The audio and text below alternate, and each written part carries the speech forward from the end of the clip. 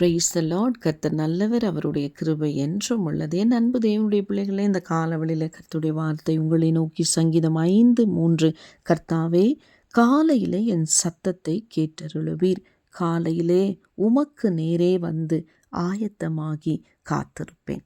ஆமே. தேவ பிள்ளைங்களே, இன்றைக்கு பொழுது விடிஞ்சிடுச்சு, ஆண்டவருடைய வார்த்தை உங்களை நோக்கி கடந்து வந்துடுச்சு. ஆனால் நேற்றைக்கு இரவு நம்ம படுக்கும் பொழுது நிறைய பிளான், நிறைய திட்டங்கள் நாம் யோசித்து அதெல்லாம் என்ன செய்யணும், இன்றைக்கி நம்ம யாரை சந்திக்க போகிறோம், என்ன காரியங்களை நம்ம செய்ய போகிறோம், நம்ம எங்கே கடந்து போக போகிறோம், நம்ம யாரோடு கூட பேசி எந்த காரியத்தை நம்ம செயல்படுத்த போகிறோம், ஏங்க இன்றைக்கி ஆஃபீஸ் போகும் பொழுதுவோ அல்லது நான் கல்லூரிக்கு போகிறேன், நான் ஸ்கூல் போகிறேன், நான் இந்த ஒருவரை நான் சந்திக்கிறதுக்காக நான் போகிறேன், நான் இன்டர்வியூ போகிறேன், நான் ஒரு மேரேஜுக்காக போகிறேன், நான் ஒரு திருவிழாவுக்காக போகிறேன், ஒரு அழைப்பு கொடுத்துருக்காங்க அதுக்காக நான் போகிறேன், நான் எந்த ட்ரெஸ்ஸை போட்டுட்டு போகணுங்கிற வரைக்கும் நம்ம ஒரு பிளான் வச்சுருப்போம். அது மட்டுமா, காலையில் எழுந்ததும் காலையில் பிரேக்ஃபாஸ்ட் என்ன, மதியமான லன்ச் என்ன, நைட்டுக்கான டின்னர் என்ன, ஈவினிங் ஸ்நாக்ஸ் என்ன, நம்ம எங்கே போக போகிறோம், இன்றைக்கி பர்ச்சேஸ் போக போகிறோமா, இல்லை இன்றைக்கி ஹோட்டல் போக போகிறோமா, இப்படி நிறைய பிளான், இந்த உலகத்துக்குரிய நிறைய திட்டங்கள் நமக்கு இருக்கும். சொன்னால் ஒரு பெரிய லிஸ்ட்டை இன்றைக்கெல்லாம் நம்ம சொல்லிக்கிட்டு போயிட்டே இருக்கலாம். ஆனால் எத்தனை தேவ பிள்ளைங்க ஒவ்வொரு நாள் இரவும் படுக்கும் பொழுது, அப்பா காலையில் 3 மணிக்கு உங்கள் பொன்முகத்தை நான் பார்க்கணும், ஸ்தோத்திரத்தோடு கூடிய ஜபத்தினாலும் விண்ணப்பத்தினாலும் வேண்டுதலினாலும் ஆண்டவரே என் காரியத்தெல்லாம் உங்களுக்கு நான் தெரியப்படுத்தணும். எல்லாரும் தூங்கிட்டாலும் நான் உங்கள் சமூகத்தை தேடுகிற பிள்ளையா, நான் உங்களுடைய சமூகத்தில் திறப்பில் நின்று ஜெபிக்கிற ஒரு பிள்ளையா, உம்மோட நான் பேசணும் ஆண்டவரே. அப்படிப்பட்ட ஒரு வாஞ்சை. தேவனுடைய பிள்ளையே, அதிகாலை வேளை எது தெரியுமா? குளிர்ச்சியான வேளை. பூமியெல்லாம் அப்படியே குளிர்ந்திருக்கும், மென்மையான காற்று, உலக அமைதியாக இருக்கும். அந்த வேளை தான் கர்த்தர் நம்முடைய மத்தியில் உலாவுகிற வேளை.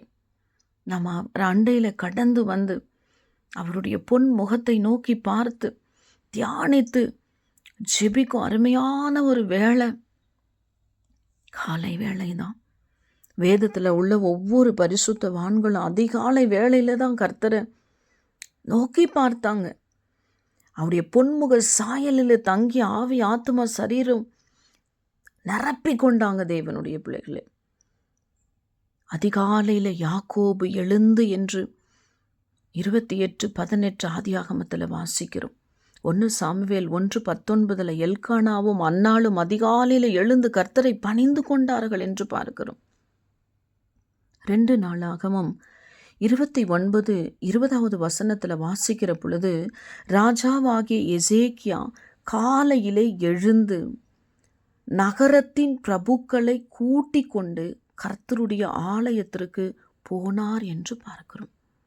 இப்பெல்லாம் ஆண்டவருடைய சமூகத்துக்கு ஞாயிற்றுக்கிழமை போகிறதே பெரிய விஷயம், வெள்ளிக்கிழமை உபவாசம் போகிறதே பெரிய விஷயம்.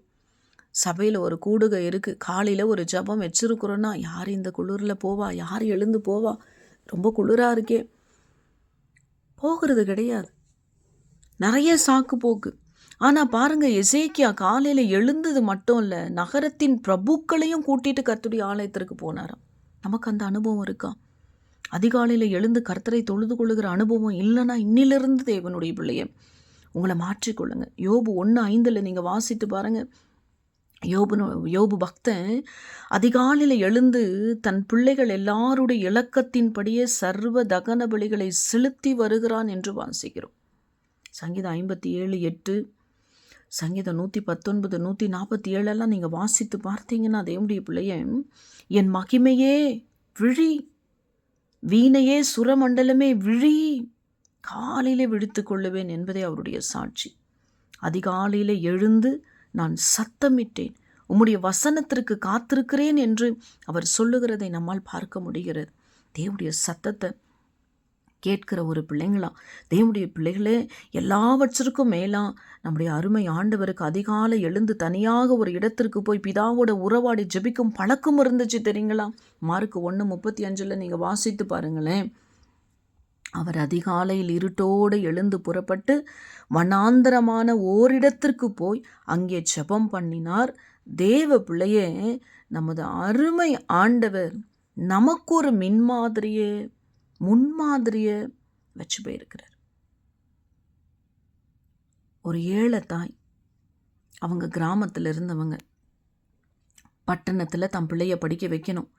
பிள்ளை பட்டணத்துக்கு போய் படிச்சுட்டு வீட்டுக்கு வரோன்னா எந்த நிலைமைக்கு வரும்னு தெரியாது. இது வரைக்கும் தாயினுடைய கண் பார்வையில் இருந்த பிள்ளை இப்போ தாயினுடைய கண் பார்வை, பராமரிப்பு, அரவணைப்பு, பாதுகாப்பு எல்லாம் மிஞ்சி ஒரு பட்டணத்தில் போய் பிள்ளை படிக்குது. அதனுடைய சூழ்நிலை எப்படி மாறும், நண்பர்கள் எப்படி மாறுவாங்க, வாழ்க்கை எப்படி மாறும், அவனுடைய நடத்தை எப்படி மாறும், சிந்தனை எப்படி மாறும், பார்வை எப்படி மாறும் தெரியாது தாய்க்கு.